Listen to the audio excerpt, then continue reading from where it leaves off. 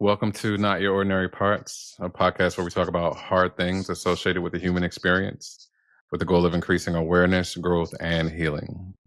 You may hear information from professionally licensed therapists, life coaches, healers, doctors, etc. This information is not medical advice or therapy and is not meant to replace actual therapy or instructions given by a doctor or a personal therapist. I'm your host, Jalan Johnson. My guest today is Dr. Kathy Nickerson. Dr. Nickerson is a world-renowned psychologist, relationship expert, and author who has spent over 2 decades helping couples heal from heartbreak, rebuild trust, and find their way back to love.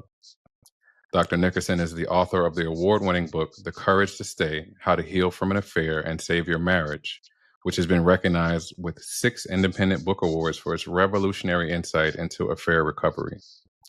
She specializes in one of the most painful and misunderstood experiences in relationships, infidelity, and she has dedicated her life to proving that healing is possible, even when everything feels broken beyond repair. Dr. Nickerson's work isn't just about theory, it's about real people, real pain, and real transformation, and she deeply understands the raw devastation of betrayal, the depth of grief that comes when the foundation of a relationship cracks, and the unbearable weight of wondering if love can survive it. She also knows that healing, deep, honest, life-changing healing, is possible when both people are willing to do the work. Through her groundbreaking research, compassionate guidance, and her no-nonsense approach, Dr. Nickerson has helped thousands of couples navigate the hardest conversations of their lives. She's given people the tools to rebuild trust, understand their pain, and rebuild something even stronger than before, not by ignoring the hurt, but by facing it head on. Her mission is not just to save relationships, but to help people truly understand themselves and their partners, to move beyond blame and to build the kind of love that can survive anything. In a world where so many relationships break under the weight of betrayal, Dr. Nickerson is proving that some can bend but not break. And she spent decades proving that love isn't just a feeling. It's a choice, a commitment, and sometimes a fight for something greater than the pain that threatens to destroy it. Time and time again, Dr. Nickerson has shown that love can survive betrayal, that healing is possible even in the deepest wounds, and that forgiveness isn't about forgetting, it's about reclaiming the love that was never truly lost.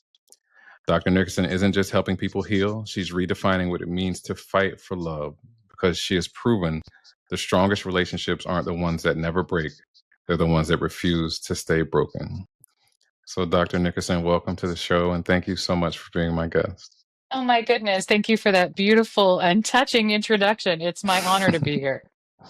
Thank you. I appreciate that. And also, I did give a brief introduction, but so that the audience can get to know you a little bit better, would you mind giving us a little bit of background about yourself and how you got to who and where you are today? Yeah, let's see. Well, I was trying to think about the most interesting way to tell this story, and I thought, well, I could start at the beginning of time. She was born in 1974. And then I thought, who cares? Then I thought, well, maybe I will just talk about why I got motivated to do this work. And I love talking about affairs and infidelity, not because I love affairs and infidelity, but because I love helping people heal from this really dark, horrific place. Um, Largely because somebody helped me do that. And that was really the most significant pivot point in my life. I grew up born and raised in California, but I grew up thinking that I wanted to go to medical school, and I was on that track. So, I was going to UC Irvine, and I was studying chemistry, which horrible choice, but I graduated by a miracle of God. But anyways, so I'm studying chemistry, thinking I'm going to go to medical school, and then I get into this very abusive relationship. And on paper, the person that I was in this relationship with was everything I was always looking for, I thought, fancy job, fancy family, fancy, he went to a fancy school, all these things, right? Like there's this great pedigree. And I was so miserable, and it was such an abusive relationship in a variety of ways. And ultimately, we got engaged, and he cheated on me. and I was devastated. So, it was horrible. And I still, I really loved him. I didn't want to break up. We were engaged. People knew about it. Um, it was a big deal. So I wanted to try to heal from this. And I, I started working with a therapist, and that is the process of working through betrayal is how and when my life changed. So ultimately, um, that person decided, he didn't want to work on the relationship anymore and he left me. That left me even more devastated because I thought, oh my gosh, here I am trying to work on this, trying to recover from this, and you won't even put in the effort to work on it. And after that, I went on kind of this healing journey and realized I shouldn't go to medical school. I am not a doctor, and now I watch shows like The Pit and realized I would have died. So I'm very glad I didn't do that. Um, but there was this incredible growth and healing that happened in me after this horrific event. And as much as I would like to erase that horrific event from my life, I wouldn't be who I am today without it. This experience really changed my life and changed the trajectory of my life. And because of that, I met my husband, who is wonderful, and I wanted to focus my life on helping other people get out of that same spot and have the same kind of transformation that I did. And that's why I know that healing from betrayal is absolutely possible, and that so many good things are on this other side of this. So, that's a little bit of my background and why I love to take care of people who are going through infidelity. I appreciate that, and thank you so much for sharing. I wanted to ask you, like, when you were growing up, did you see healthy relationships modeled to you, or was infidelity something that was part of your upbringing? No, just the opposite. My family is an immigrant family. My family came from Poland in the 40s. So my mom was actually born in Germany and then came here in 1949. And so they were very hardworking. They valued service and loyalty and, um, you know, always showing people that you had value to them. So, you know, my grandparents were very focused on presenting an image of we're perfect, we're wonderful, we have no problems. There's no reason you guys would not want us to be here in the United States. So there wasn't a lot of honest talk about struggles per se. The message was very much work through anything, which I think is good and complicated at the same time. But it wasn't until I experienced infidelity that I started learning more about some infidelity struggles that happened in extended family. Um, but it wasn't part of my experience growing Mm, thank you for sharing that. up. When you were younger, what was your view of love, and how has that changed with your experiences and now with the work that you do? Yeah, that's a great question. Mm. Growing up, I think like many of us, I watched a lot of Disney movies and had this sort of Disney princess view of love, right? That love is perfect and love is easy, and you just have this kiss and then it all works out.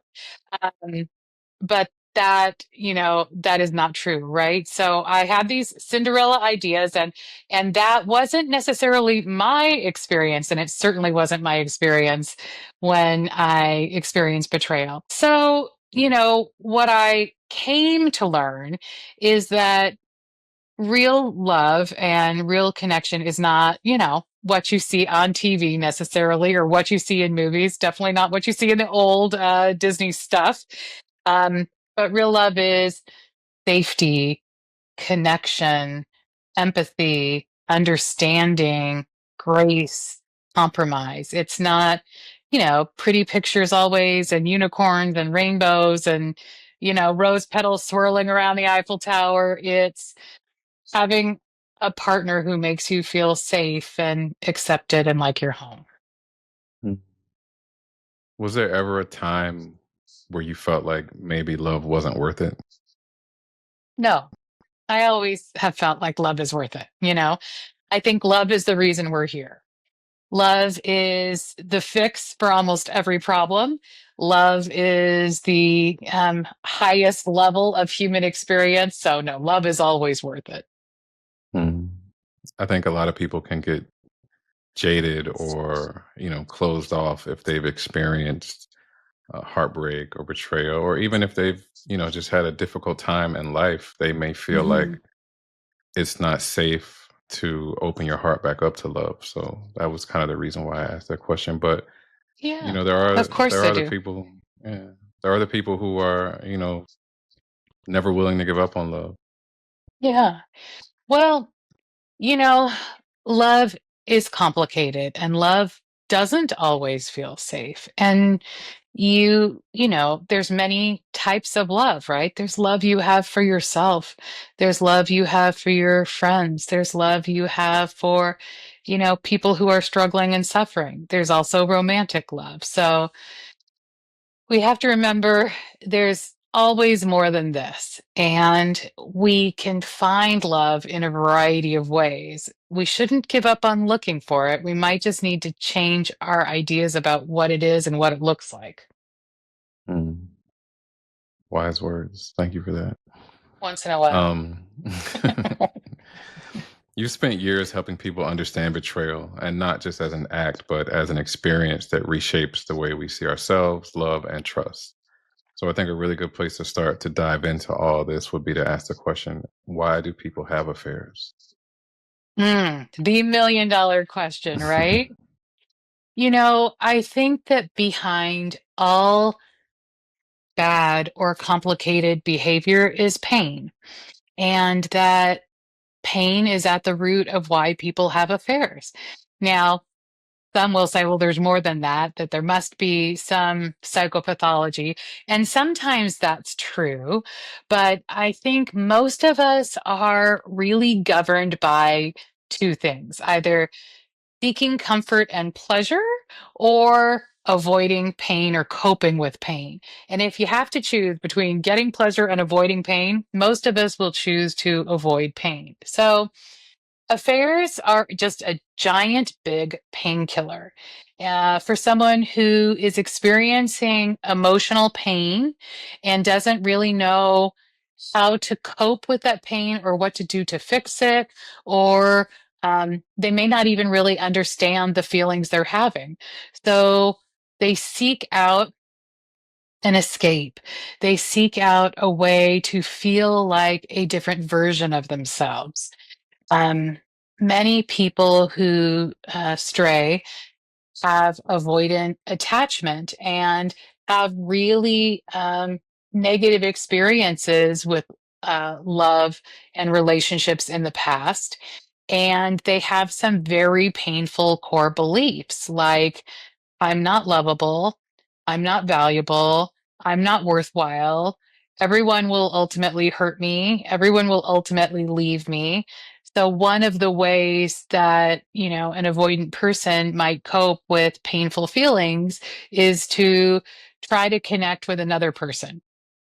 And they'll do that so that they can feel relief by being with that other person and living in that little fantasy bubble and feeling like, see here, I'm, this different version of me, and I'm lovable and liked and safe in this world.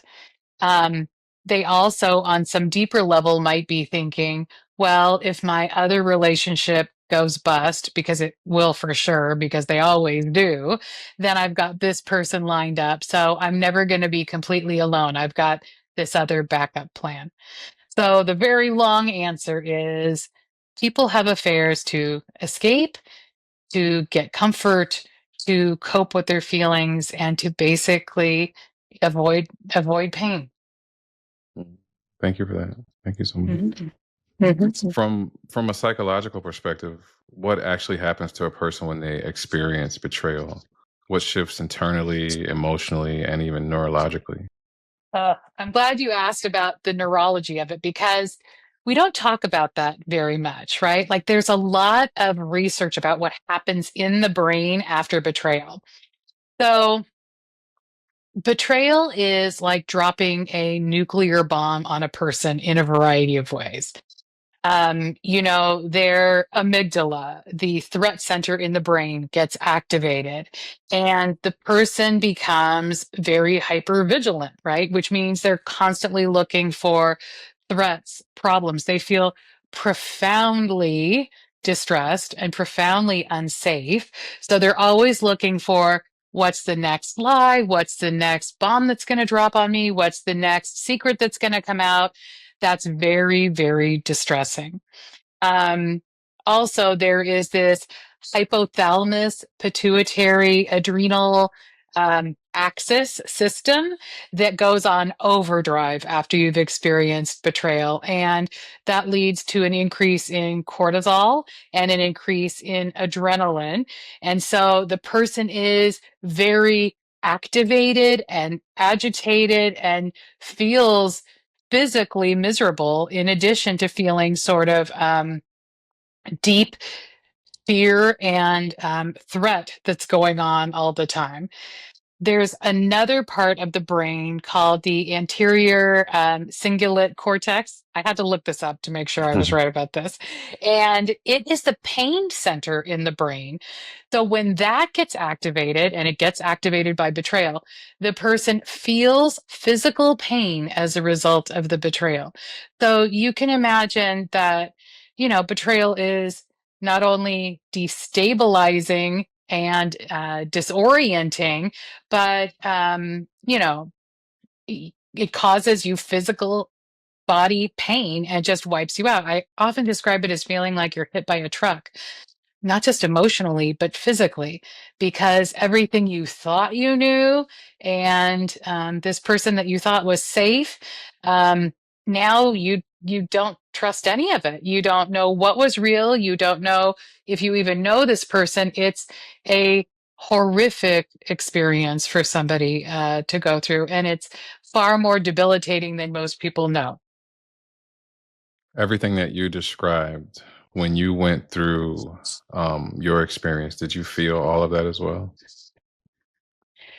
Yeah, yeah. I mean, I remember just feeling so disoriented and dysregulated. Like I Hmm. just was, I had all sorts of sleeping problems. I couldn't sleep even though I was exhausted. I couldn't eat, which for me is how you know something is really wrong because I can always eat. I was truly no.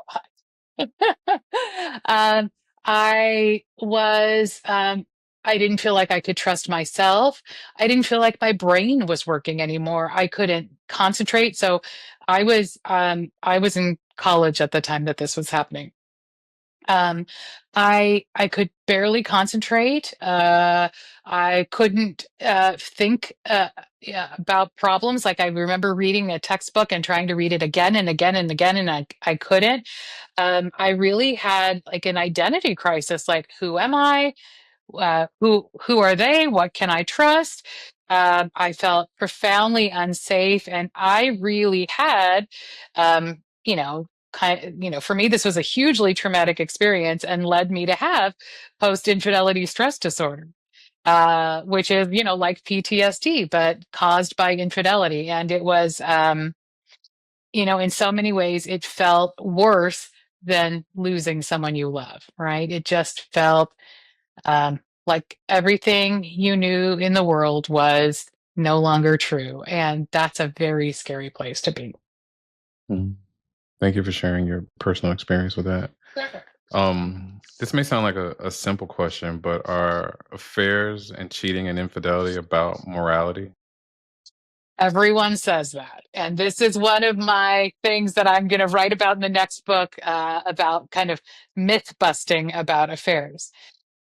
No. Everybody likes to say, I know for sure I would never do that because it's just not in my character and I wouldn't do it. The truth is, we can apply enough pain and fear to anybody and get them to do almost anything, right? Like, if one wants to read about some of the psychological torture that's been done on people over time, you can get people to do horrible things in order to get some kind of safety for their child or whatever it might be. So yeah, we like to believe that our moral compass is rock solid and we would never violate that. But time and time again, people do when they're in enough distress. So, no, affairs aren't about morality as much as they are about the perception of safety and fear and pain. Thank you for that. Right.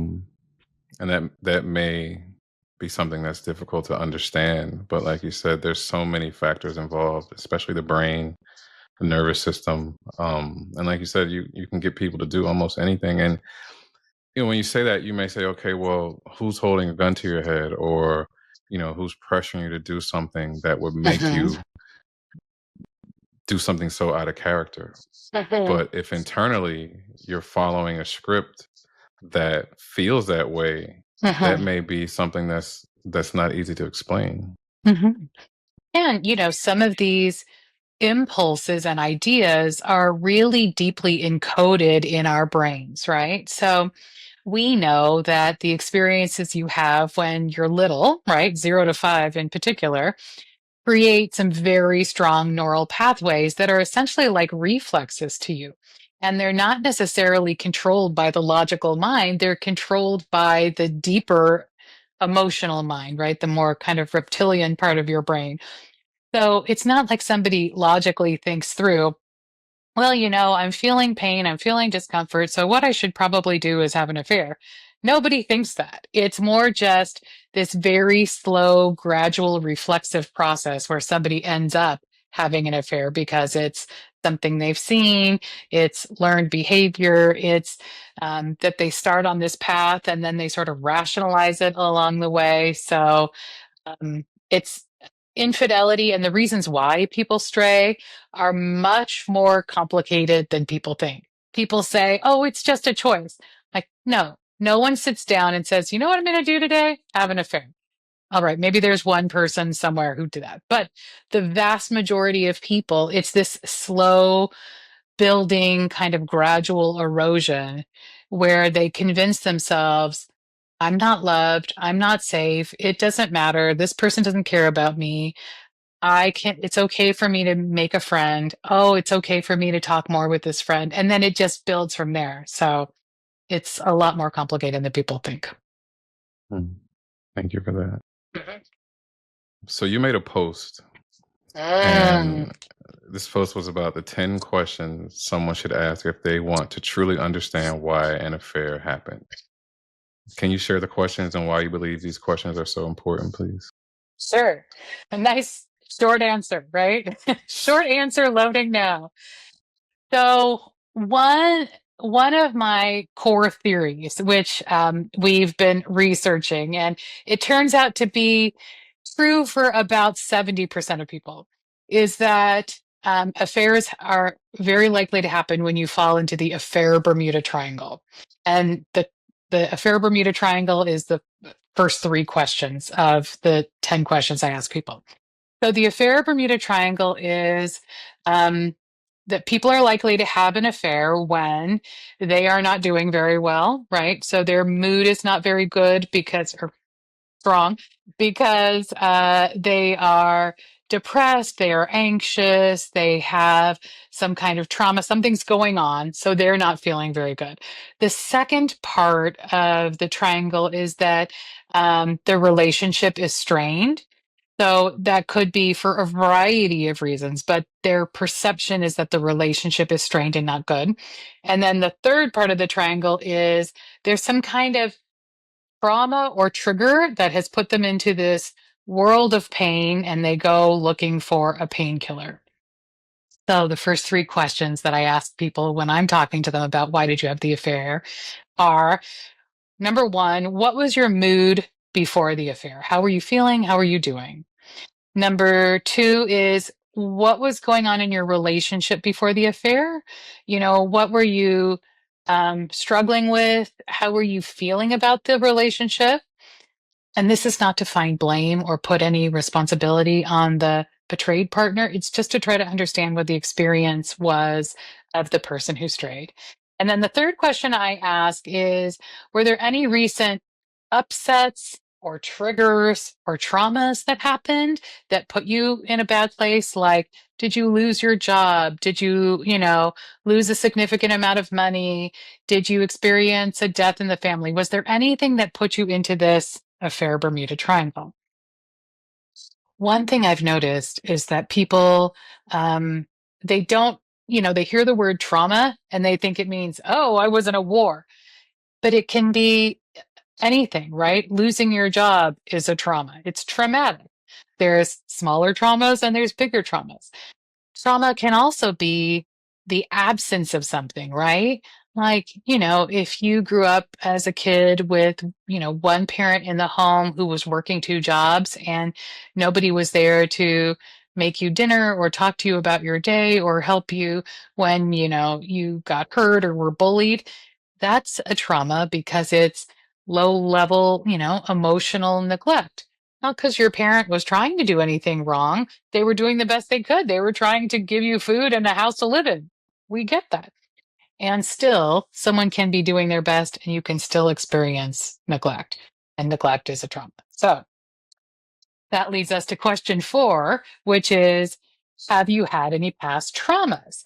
And I really try to unpack that with people. Like, what happened to you when you were, you know, when you were in school? What happened to you when you were in college? What happened during your first job? Tell me about high school, right? Tell me about when you were going through grade school. Did you experience bullying or anything like that? And then eventually we'll get into talking more about what happened in those early childhood years. I really like to hear about that. Um, so then I will ask a little bit about, what was your family like growing up? Was it a one parent household? Was it two parents? What was their relationship like? I'll also ask, describe what happened for me when you would come home from school. Like, what was a typical day like for you? Did you come home by yourself? Were there other siblings there? Did you have the responsibility for cooking dinner? Like, what else was going on? So I get a picture of kind of what was expected of someone and whether, their emotional needs were ever getting met. I will also ask, who comforted you as a kid when you had a really hard time? Like, let's say you had, a really bad day and you did get bullied, or you fell off your bike and you got hurt. Who comforted you and how did they comfort you? Because how we were comforted basically teaches us whether we're safe with other people and how to comfort ourselves and how to comfort other people in the future. So if no one ever modeled comforting for you, or it was very infrequent, or if sometimes you got comfort, but sometimes you got punishment, then you are very likely to struggle with comforting yourself as an adult and turning to others for comfort and feeling your own feelings. So it's likely that you will suppress a lot of those feelings, and that ends up not working out very well. So I'll also ask, what coping skills did you learn from your family? How did you learn to soothe and cope with painful feelings? Um, Really important questions are things like, what did you have to do or be in order to get love, right? Like when I was growing up, I learned to get love, you had to be a helper and you had to always look for ways that you could add value to the situation. So, not surprisingly, I grew up into a workaholic because I am constantly looking for ways I can give value so I can feel safe and loved and good. Don't worry, I'm working on it. But these are the roots of that. And then I'll ask also, and I think this is the last question I usually ask is, what did you have to do? who did you have to be to have value to your family, to feel safe with your family, right? And that lets you know a lot about your attachment role, right? So if you had to always be staying out of the way and not causing any problems and not upsetting anyone, you're going to keep repeating that pattern throughout the rest of your life. So, by asking that cluster of questions, we can really learn a lot about relationships, coping skills, attachment, trauma, ideas about self and identity and value. And those will really help us understand the roots of why somebody, ultimately decided to have an affair. Mm. Hearing you ask those questions, I mean, I feel like those questions could change the world Oh, more so than just infidelity, because yeah. if you know your reasons why, then that can determine what you do because of it. But if you don't, it's almost like you just have a blindfold on going through life and you'll never know how to be or what to be or where to be. Yeah. A lot of people do go through life without ever thinking about this, right? So many people don't really think about their feelings and why they feel that way. Like, if you want to grow as a person and you want to have really healthy, good relationships and not hurt other people, you've got to look at, why am I this way? What makes me choose this? What's beneath this? What's the deeper motivation and the reasoning? So you're exactly right. Mm. Um, we touched on this a little bit, emotional pain, Mhm. and I wanted to, especially after just hearing you explain your line of questioning, when people cheat, Mhm. I feel like it's easy for others to say they're selfish or they just wanted something new, or that those might just be common responses. But you've said that infidelity is often a symptom of something much deeper. And can you explain how emotional pain and how childhood and everything else could result in someone being unfaithful? Yeah. So the most superficial answer for why did somebody cheat is because they wanted to. Okay, why did they want to? Okay, because they thought it would be fun. All right. So, or because they thought it would feel good, or because they're selfish. Okay, let's look beneath that. Why are they selfish?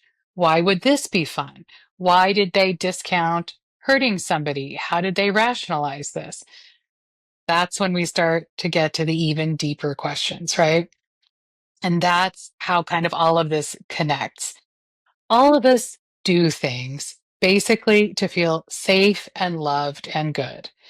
So if you grew up feeling like you're not very valuable or love, is kind of unsafe, then you're going to have great difficulty trusting someone to actually love you in the future. And you're going to have this core belief of, I am not lovable. So you're going to choose a lot of illogical behaviors to make yourself feel safe because to you, they give you something that feels familiar and safe. But to somebody who grew up with a completely different, upbringing, attachment system, nervous system, these behaviors seem wild and illogical. Like, how could you possibly think having an affair would make you feel safer or better? You knew it would blow up our relationship. So, how does this make any sense? And yet, when we look at all the roots, it's like, oh, well, the core belief there was, I'm not lovable and I'm not safe and nobody sticks around. So, to this person, the safest thing, right? Or really to this brain, which will always prioritize safety over logic, to this brain, the safest thing to do is make sure we always have connections to a lot of people so that if one person drops off, we'll be connected over here. So the answer is really long and big, but ultimately it distills down to someone will choose illogical things in order to feel safe, because that is what they experienced, because of what they experienced growing up and what their brain coded and remembers about love and safety in other people. So, because their brain may have this coding, is it really a choice? Getting deep. We're getting deep, Jalen. Um, I would say yes, it's a choice because we're all responsible for our behavior and we're all responsible for doing the work to try to understand our behavior. But it's a choice that we may not fully understand. And there are a lot of factors that influence our choices. Like there's been research done that shows that there's a small component of um, genetics that influences somebody's risk for infidelity. There's also, learned behavior. There's societal pressures. There is, there are gender pressures and gender expectations. There are cultural factors. There's so much that influences why we make this choice. So to say that it's, a simple choice and it's black and white and somebody just chooses it on a Tuesday because their partner is out of town and they figure, I've got an hour to kill. That's a gross simplification of what it actually is and how it usually happens. Thank you for that. Mhm. For people who have been betrayed, the hardest thing to accept is often the question of, was it really me? Was it really about me? Was I not enough? Mhm. How do you help people process that pain without losing themselves in it? Oh, yeah, that's such a common thing. I mean, one of the feelings and common thoughts that a betrayed person has is, if I was really enough, you never would have done this because you would never have wanted to lose me. So I must not be enough. And what I will say to that is there's no one on the planet who is enough because they don't feel like they're enough. So there's no one who could override that. People have affairs to become a different version of themselves, not and to feel safer, right? They don't do this because they want to be with somebody else per se. They want to actually have the experience of feeling like a different person. The affair was never about you, the person who was betrayed. It was always about the person who strayed trying to cope with their own complicated feelings in a really unhealthy way. And these are feelings that they barely understand. Um, and they're making choices that are completely illogical, that have barely been thought about. They're often in a deeply selfish place because they're trying to protect themselves on some level. And, we know that the more distressed you are, the less your, prefrontal cortex is working. So the less logic influences you, and you're just in this sort of primal state. So I would say hugs. It really wasn't about you. It was totally about them. And we know, like, people like Beyonce get cheated on. People who are remarkable and amazing political figures get cheated on. Nobel Prize winning physicists get cheated on. So it's not about you not being beautiful enough or talented enough or smart enough. Like, if those people can get cheated on, anybody can get cheated on. It has nothing to do with you. It has everything to do with the person who strayed. Mhm. Are intrusive thoughts common after infidelity for the person who was betrayed? Yes, absolutely. Right. Like, in fact, I would say that's probably the number one most painful symptom that people talk to me about. Right. Like, after you've gone through a trauma, think about it just like a soldier coming back from war. Right. You've gone through a trauma, everything is going to remind you about that trauma and trigger you. So, just like fireworks at 4th of July are huge triggers, cars backfiring are huge triggers for soldiers who are returning after war. After an affair, anything could be a trigger. So, intrusive thoughts happen all the time. It's very distressing to the betrayed partner. How can someone who's trying to heal from infidelity and an affair boost their self-esteem, especially when they're dealing with all the confusion and the intrusive thoughts and just the pain of it all. Oh, that's a great question. Before, like, the first thing I would tell anybody who's been betrayed is first focus on safety and soothing your body, right? Trauma affects your brain and your body. So, first thing, don't worry too much about your self-esteem. Just try to feel calmer, safer, more comforted. Really focus on self-care and just soothing yourself. Take lots of walks, try meditating, try to journal, try to just really soothe and care for yourself and get to a place where you feel like kind of basically functional. And once you feel functional or just sort of like safe and stable, then you could try to do some more work, like trying to understand why the affair happened, trying to do more therapy to understand, reading more about what happened. And then once you feel like, okay, we're safe and stable, I no longer feel like my partner is going to hurt me, I feel like I'm recovering. This might take a couple of months, a few months. Then we can work on self esteem. But there's several ways you can work on self esteem. So, one, one great way is to do things for other people, get involved with a charity. Helping other people reminds you that you have power and you can influence others and you can create good. So if you can create good in the world, then you must be good, or this is often what we think.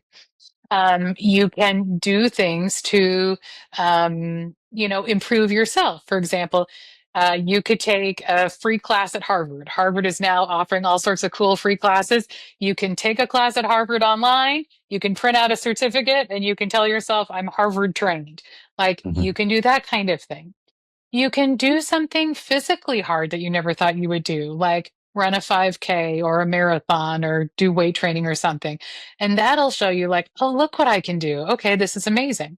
You could take an art class or classes and learn how to, paint. And that'll remind you, oh, I am more than this.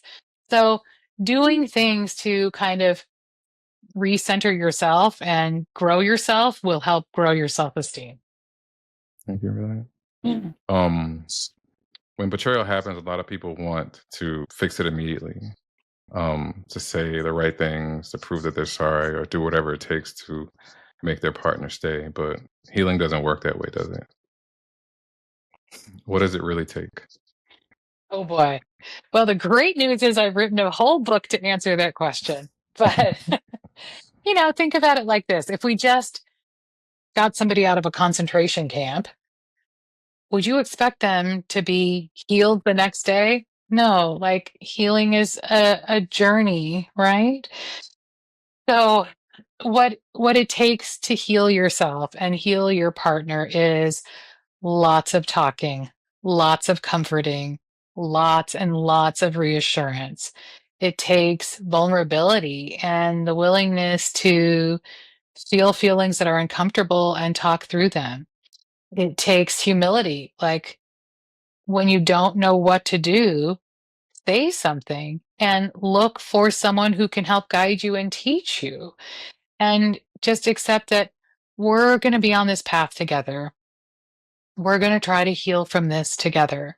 We don't have all the answers, but we know the answers are out there. So let's look for them together. And I'm not going to always perfectly show up for you. You're not always going to perfectly show up for me.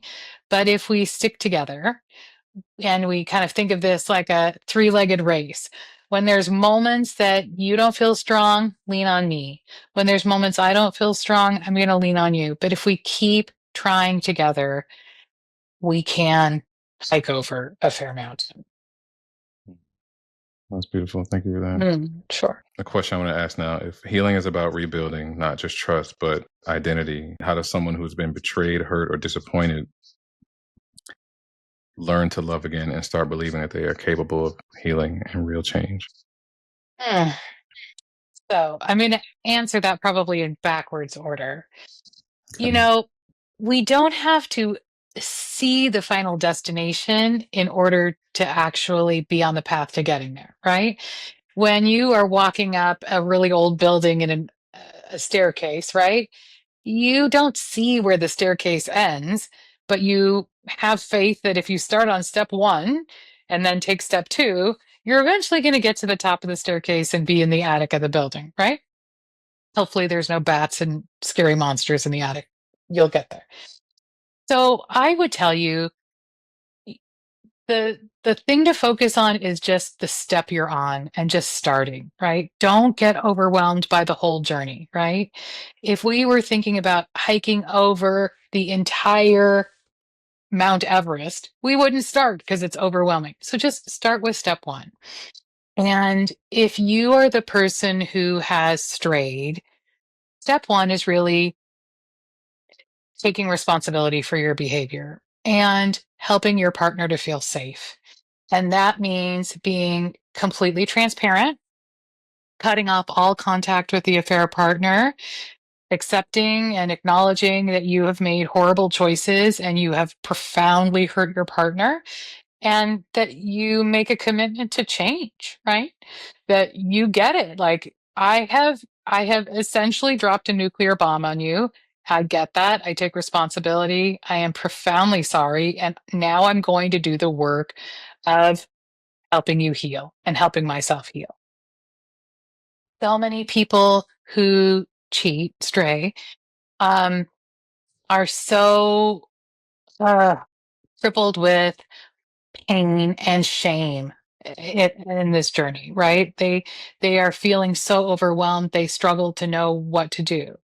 So I think one of the first critical things to realize is one, um, your partner can't help you with all of that right now. They are struggling so much. They they don't have extra love and energy to give you right now and help you with your feelings. So please get support from a therapist, a trusted family member, a very good friend, a support group, um, a faith leader, whoever. But get more support for yourself than just your partner because they need pressure off of them and you need to get comfort and reassurance from someone else. The second thing I would say is we you can tell yourself that um, I am not my behavior. Who I am and my value and my core nucleus is not what I've done. It's part of it, but it's not all of it. And if I want to basically cut out this bad part of me, then what I should do is do the work to help my partner heal. Because if I can help them heal from this, then I'm basically making up for the pain that I've caused, not erasing the bad behavior, but at least correcting the situation or repairing the situation. And then we can go on together. You for that. Thank you for the way that you provide tools and healing. I hate that you had to go through it in order to be here, but now that you're here, like you're saving the world. Oh, I'm so glad. Like, truly. Now, whenever I go through any kind of suffering, as much as I hate it, I try to tell myself, I am transforming right now. Like, I am Mm, breaking apart into all my pieces, and I'm going to grow back 10 times stronger, you mm, know? So I don't look forward to suffering, but when I do suffer, I always remind myself, like, the next version of you is going to be even better, and use this time to grow as much as you can. So mm. I'm so grateful for the horrible, for going through betrayal. Because if I hadn't, I wouldn't be doing what I'm doing now. Thank you for that. If there was one thing in particular that you want to be known for or that would define your legacy, what would you want that to be? Oh, well, part of me wants to say being a mom to bulldogs. But what I always say that I hope will be written on my gravestone is that she saved 10,000 marriages.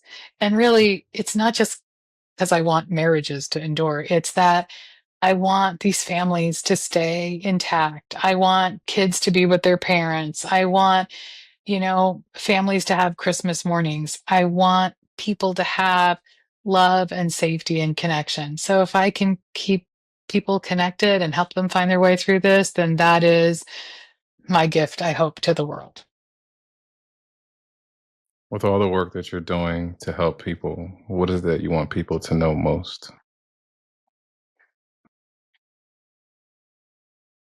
That we are all complicated, that we are all messy, flawed, imperfect creatures doing the best we can, that nothing is black and white, that everything is a shade of gray, and that the world, other people, deserve compassion, forgiveness, acceptance, and that judging other people and shaming other people and criticizing other people does not make anything better in any way. That's a long answer. But it was really good. Oh, Thank you for this, Auntie. oh, hugs. You're so I'm so welcome. grateful to have the opportunity to do this with you. Me too. Thank you so much for sharing your wisdom, your story, your knowledge. If people want to find you online or on social media, where can they find you? Let's see. They can go to my website, which is drkathynickerson.com. They can find me on TikTok, on Facebook, on Instagram, on Pinterest, on YouTube at just search for Dr. Kathy Nickerson. But beware of imposters because they're scammers who like to create fake accounts and then ask for crypto, which is very upsetting. Um, but my book, which is, I think, maybe the most valuable tool for people, is on Amazon. So it's called The Courage to Stay.